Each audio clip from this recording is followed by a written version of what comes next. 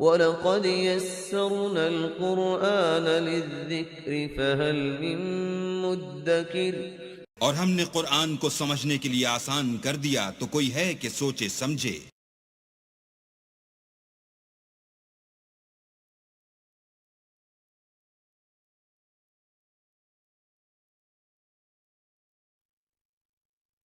نحمده ونصلي على رسوله الكريم، اما بعد فاعوذ بالله من الشیطان الرجیم، بسم اللہ الرحمن الرحیم۔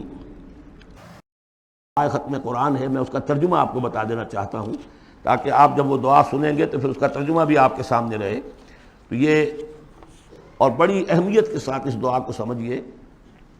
اللہم آنس وحشتی فی قبری، اے اللہ میری قبر میں جو وحشت ہوگی تنہائی کی، اس وحشت کو دور کرنے کے لیے مجھے قرآن مجید کا انس عطا کر دے۔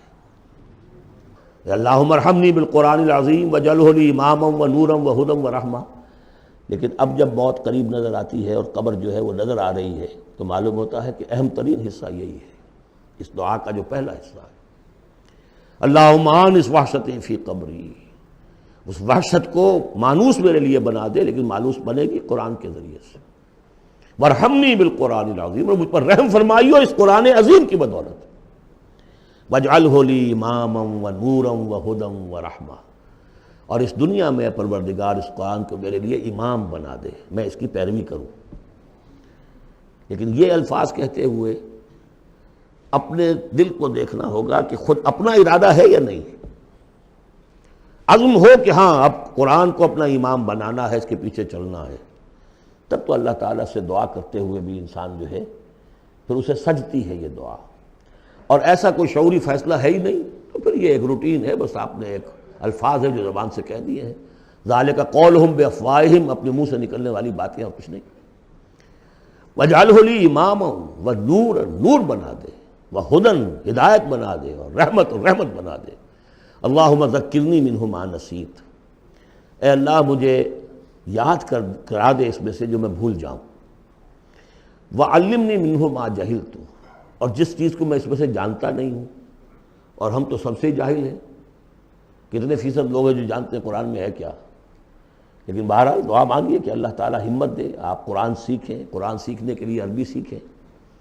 علمنی منہ ما جہلت، لیکن یہ بھی اگر آپ کا اپنا ارادہ نہیں ہے کہ سیکھنا ہے، تو اللہ تعالیٰ زبردستی تو آپ کے دل میں آ کے قرآن کا علم نہیں ڈال دے گا۔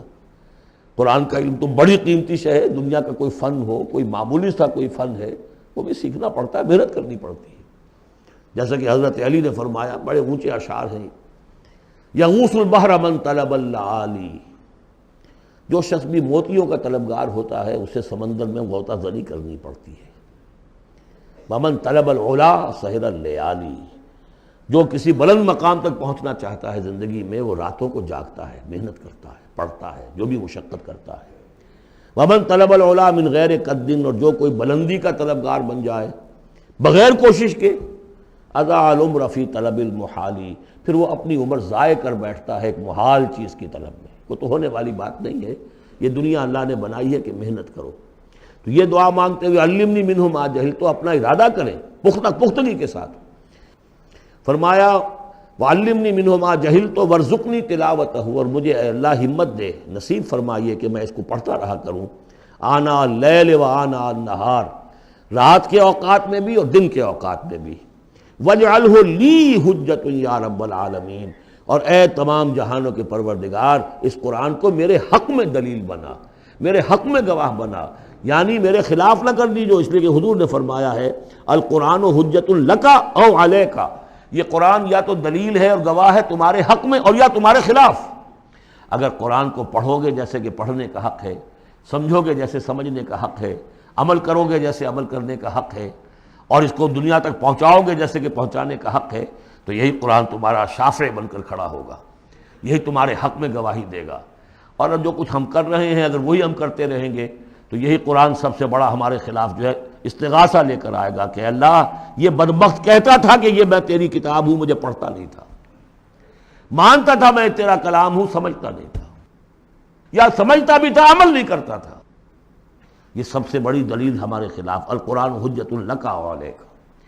اس قرآن حکیم کے ضمن میں ایک خاص دعا جو حضور سے منقول ہے، وہ دعا کیا ہے؟